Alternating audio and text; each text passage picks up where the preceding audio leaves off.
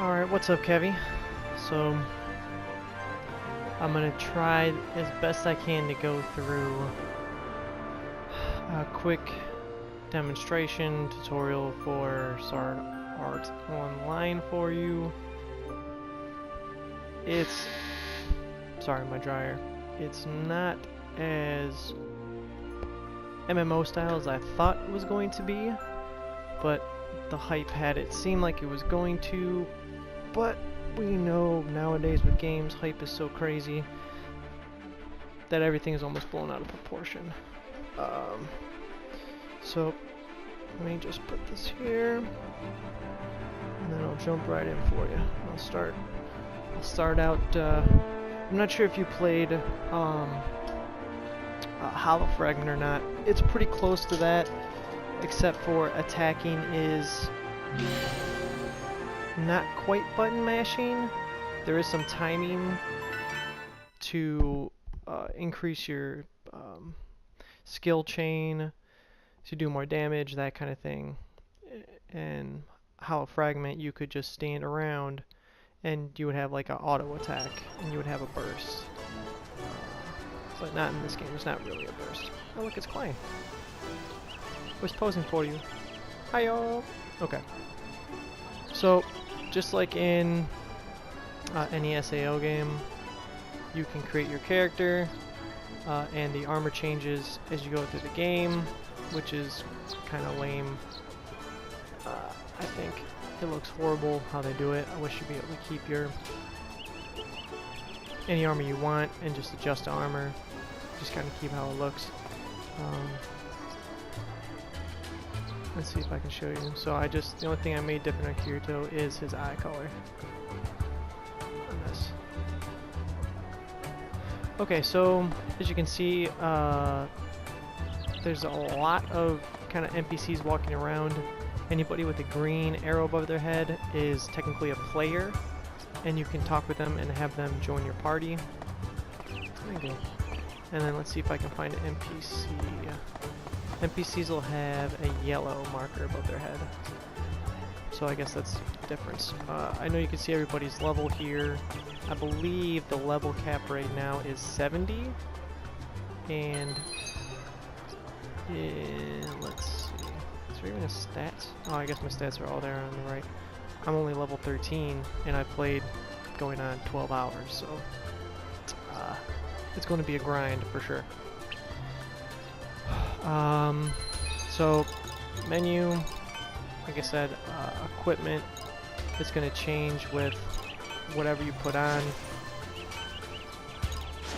but it'll adjust, you know, depending on if it's heavy armor, it'll slow down your movement speed, that kind of thing. You can put on any piece of equipment you want, really, just like the other games. Any weapon that's available in the game, you can level up. So as you start to level them up, you get a skill tree for each one. My main one right now is my one-handed, but I've kind of gone to some of the other ones just so I can get some more skill points. As you see top right at 20 at the moment.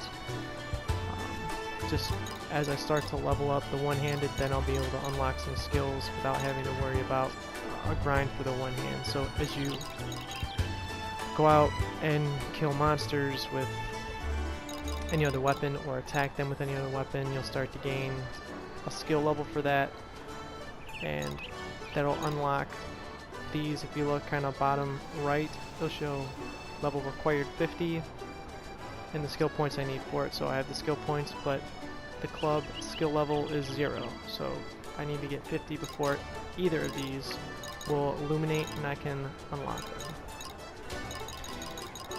So like I said, skill tree for everything. You can't use other weapon skills with a different weapon. However, anything that's in like I guess a purple shaded outline is a cross skill, so you can utilize it for any class. So as you see, these flashing ones mean I can unlock them. I've yet to unlock until I unlock this one here. This one I have. They implemented something new into this game. Role specific, you can have all different kinds of roles. There's a buffer, there's a healer, there's an attacker, there's a tank. That might be it. But as you use them, you become more proficient at them. As you become more proficient, you can unlock different skills for that skill tree that you want to use. So it just entices you to level up the other classes so you can get to utilize these extras here.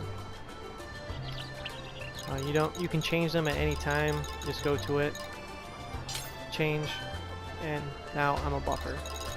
I believe the one I had on, oh, Scout, I forgot about that one, was Attacker.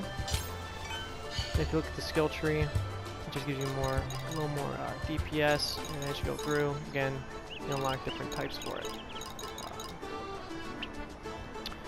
So that's that. Skill palette's pretty much the same. The only difference is you have a little more control over your team, the NPCs that are in your party. Instead of 2, like in Hallow Fragment, in Realization you have 3 other members, so you technically have a party of 4. The command palette up here for any skills that you want to use, you can set it to really anything you want, but as you see there's different control stick layouts, so you have to do that same movement with the stick to do whatever skill you have attached to it. So some of these are, like these bottom 2 right here, are very difficult to do. I'm not great at it. I'm still practicing, but this is just a quick way to access multiple sword skills at the same time. I may have parry over here, but I do have a sword skill over here. Again, to kind of show you understand it, the ones over here on the right, you need to do the movement with the left stick and then hit circle. Over here, you need to do the movement with the left stick and then hit triangle. Down here, the palette's just for the D-pad with L1 as you hold down in the field. And these are the main square, triangle, circle, and X as you hold down L1 for different various skills. If you hit the touchpad in the middle, it'll bring up this palette. You only get 2 rows at a time.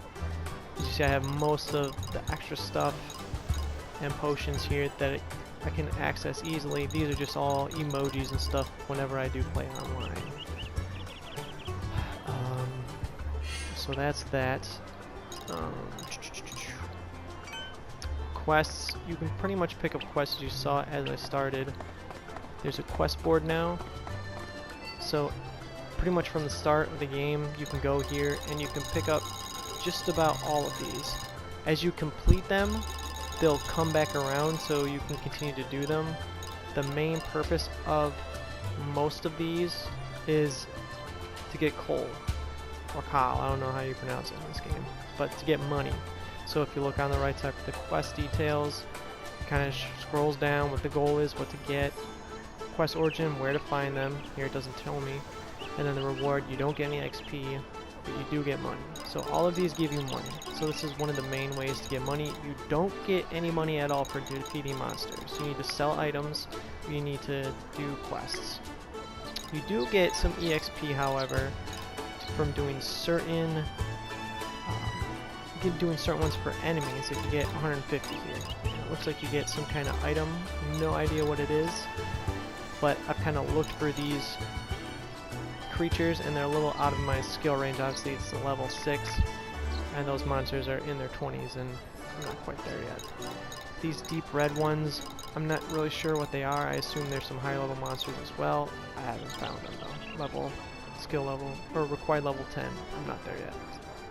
As you go through, this is the ones I have at the moment, and then when you complete them, report, turn it in, so on and so forth.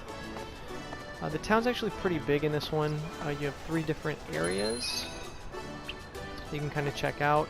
There's a market where there's a majority of your items that you're going to find. The warp gate, you always have a warehouse, so if you want to throw stuff into storage, you can. If you're starting to run out of room, like restoration crystals, put a couple more into storage just so I can grab a couple more from quests or when I'm out in the field and happen to find them. So you can only hold 9 of everything. Extra equipment I do have on me, although I probably should put some of this in here only for the fact that I can't give any equipment to anybody else at the moment. It requires, I think, for anybody that you can put in your party. Oh, so anybody you can put in your party. Anybody with green over them, you can essentially put in your party. You can take them with you out on the field. They can be in your team. So I'm going to kind of go a little off. Friends, you see it shows the rank as you look at the stat for the person. Friendly, once they're rank 3 friendly, you can bring them into the field with you. So you have, you know, your main, what, like 10 or 12 that you start out with. And then all these other people that you happen to do quests for or happen to see out on the field, you start doing things for them. And their rank starts to increase. You can do the talk with them and nicer kind of thing. Help bring up their rank that way. Just going to take a while. So as you progress through the game, that's going to kind of go up automatically. You can bring other people. As you see, as you look at their main skills with, like Chad has a katana and he's got the buffer class. When you have someone in your party, you can change whatever class role they have as long as you have it unlocked. So if I wanted to bring Chad with me and I didn't want him to be a buffer, but I want him to be more of a tank role, I can do that. The problem with that is he's mainly leveling up the buffer class, and if I switch him to a different class role, he has to go through that skill tree all over again and learn everything there, so he starts fresh. So it's, you know, what do you want your team to be?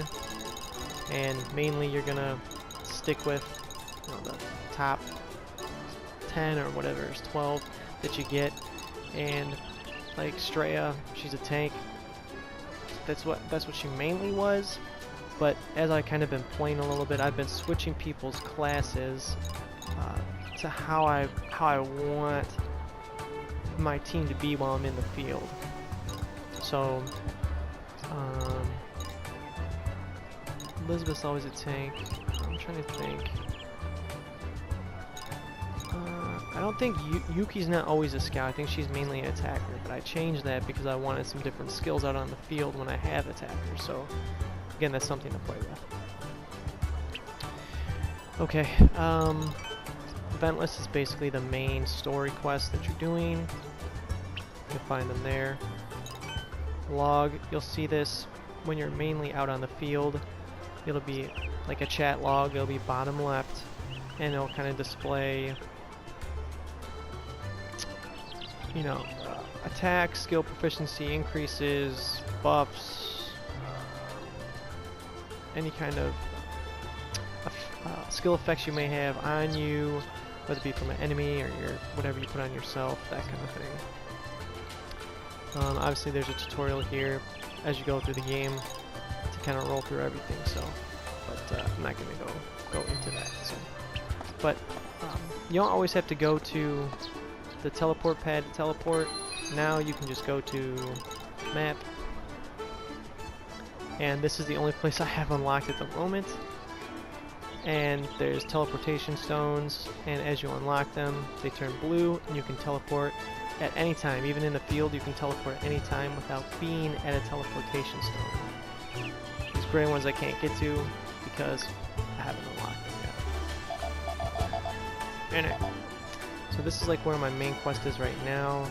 I don't think I have anybody in my party, so I'm gonna do just a slight demonstration, me on my own, which is Kirito, and then I'll bring some more party members with me so you get an idea of the switch system. So, like I said, middle button will bring up this palette right here, always 2 at a time. It was a little difficult at first to maneuver through, but it became a little easier as I started playing. It does have your main actions over on the right. what you can do right now while your sword's out, or while your sword's away, you can throw a stone, which will grab one enemy, so you're not drawing aggro to too many guys at once. Jump, and there's no action here for circle because there's no one in the field to do any action with. But if I look here, circle's going to be the action key, so if I want to use the XP gain, circle pops up. Like I was telling you, hold down the L1 trigger and you can maneuver your party, have them do pretty much anything that you want. They can all chip in together and use skills if they do it in a synchronized way and you're part of it. There's like a bonus like onslaught of attacks they all do, obviously switch from the last one, so if you're drawing aggro and they're about to do a huge AoE attack and you want to cancel it, that's the way to do it. Then like I said, the other sword skills I have, you can draw your weapon and put it away with L2. It changes the palette here over on the left hand screen just a little bit. You can always have one quick access skill for triangle, and then you always have one quick access skill for circle as well. Right now it's parry and that's default, but I mean, that's a good one to have there. And then like I said, you can change up which skills for what buttons.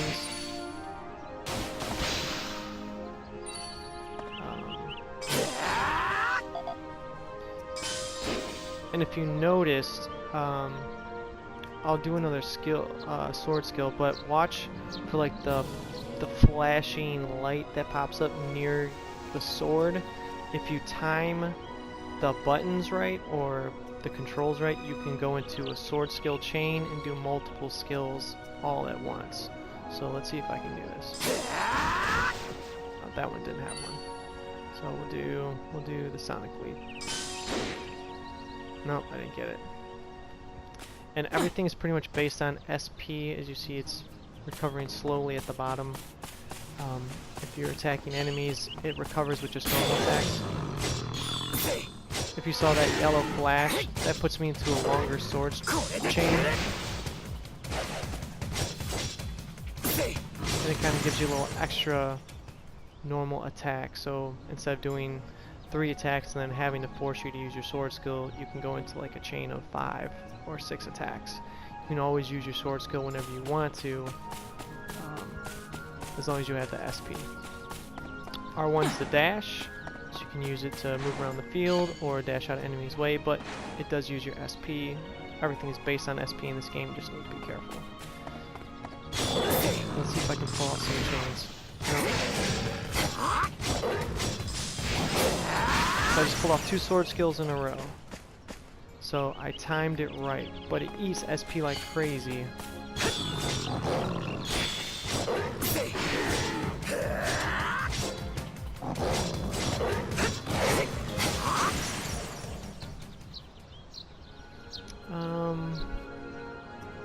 So that's pretty much it as you're in the field.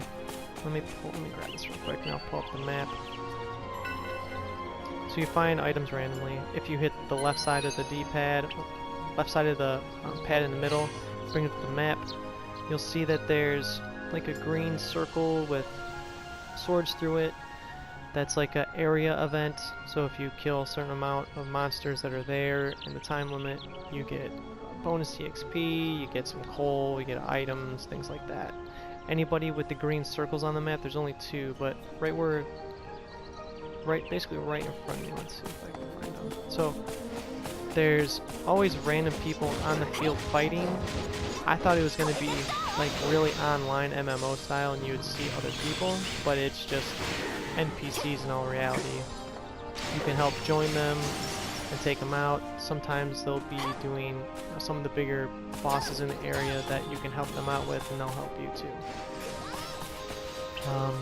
Okay, so I'm gonna go back to town. I'm gonna grab. Whoops. So like I said, you can teleport anywhere. Go back to town, grab someone real quick. and just show you how to link some of the stuff together. And other than that, that's pretty much going to be it. You don't have to walk around and find everybody. Let's see, Austin Silicon and...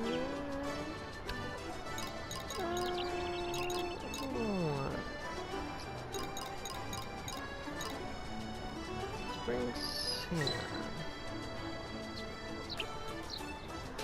Okay.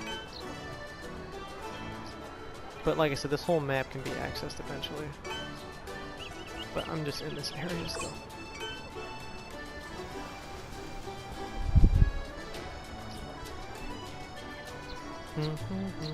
Hope you've been doing well, by the way, Kevy. It's been a while since I talked to you. Okay, so you got them in your party. The party's on the left side of the screen. To scroll through them, you use the up and down arrow. With the switch and use skills, depending on who you're on, will be who you switch with, or who initiates the skills first.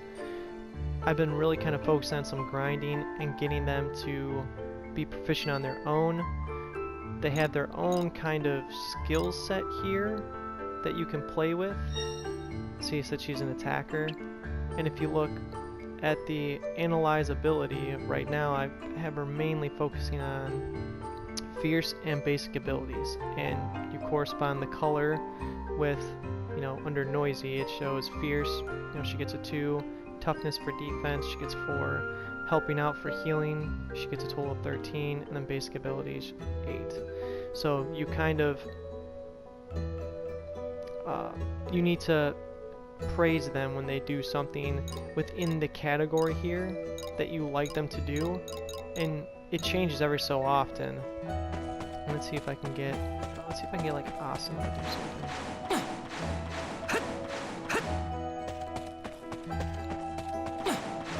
Okay, so there's a couple bets here, so I'm gonna let them attack me. See, fierce, because now if I praise her for the fierce, that'll up in that category, so she'll make sure to focus on those traits for that category.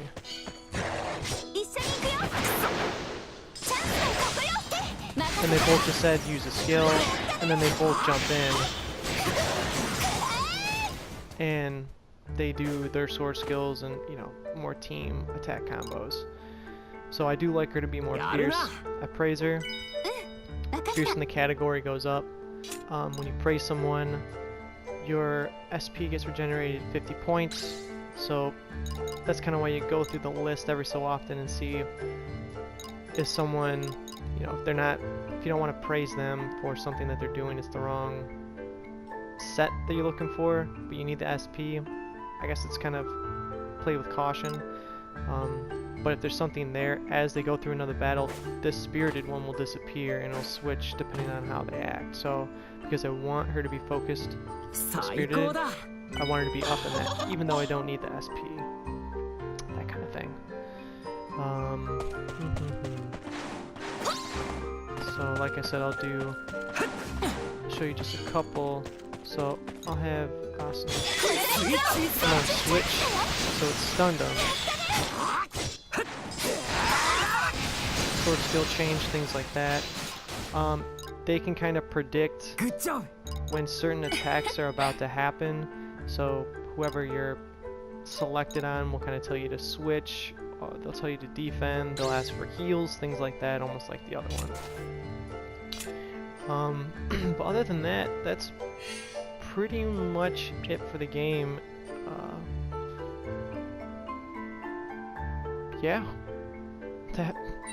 And then I've done no online play at all, only for the fact that I'm still kind of getting the controls figured out for myself, and I'd rather be proficient going in. So I hope this might be a little helpful if you are interested in it. Worth $60. You know, for how much I've been waiting for this, I guess yes, it is worth $60 to me. it might not be for you. Maybe $30 it might be worth it. And I might be sending you something in a text message. Whoa!